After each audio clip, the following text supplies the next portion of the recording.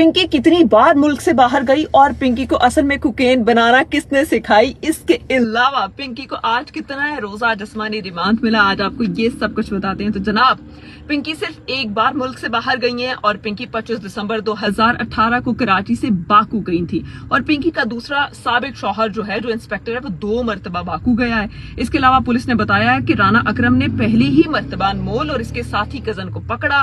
राना अकरम ने मुबैना तौर पर 2 गाड़ियों समेत 5 करोड़ रुपए लेके दोनों को छोड़ा। यार इतनी बड़ी बड़ी रिश्वत, ओ माय गॉड।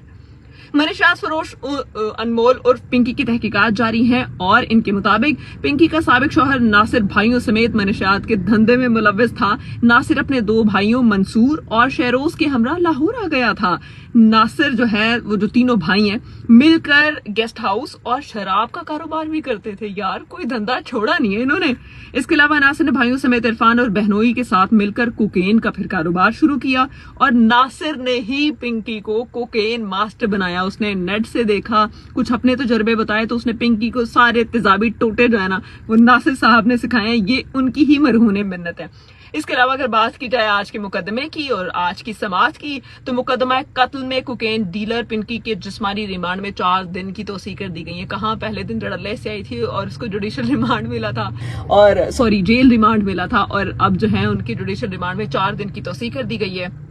इसके अलावा पिंकी का फिर से अदालत पेशी के मौके पर शोर शराबा और ये कहा जा रहा है कि भाई ये मेरे साथ अच्छा सलूक नहीं किया जा रहा, मुझे प्रेशराइज किया जा रहा है। और साथ बाजी जो है ना, वो पुलिस अफसरान को धमकी देने से बास नहीं आती। उन्हें लग रहा है मैं बाहर जाऊंगी, हालात फिर से नॉर्मल हो जाएंगे। अब जरा मुश्किल है। पिंकी की गिरफ्तारी के मामले पर सिंध असेंबली कायमा कमेटी दाखिला में इजलास भी बुला लिया गया। उन्होंने कहा सारे इकट्ठे होते जरा देखो है की रायता से फैलाया रल मिल के।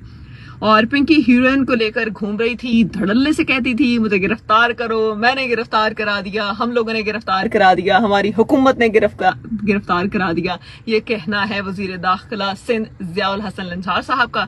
इसके अलावा उन्होंने कहा कि बहुत सारे लोगों के जो नाम हैं वो इसमें आए हैं, 800 के करीब तो नाम खुद पिंकी ने बताए हैं। बहुत सारे बच्चे बच्चियों के नाम है, लेकिन वो हम पब्लिक नहीं करेंगे। और उन्होंने कहा है कि इसके अलावा बड़े बड़े लोगों के नाम है और उसके बारे में हम सोचेंगे, हम आपको बताएंगे जरूर, लेकिन आम जो लोग हैं, जो बच्चे बच्चियां हैं, उनके नाम हम जो है वो नहीं बताएंगे। शुक्र है कुछ ख्याल किया आपने।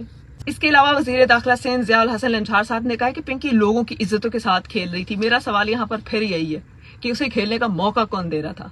आपका निजाम, आपका सिस्टम, आपकी हुकूमत, आप हैं बाइस इक़्तिदार पिछले 18 साल से, तो किससे जवाब दे हैं सर आप?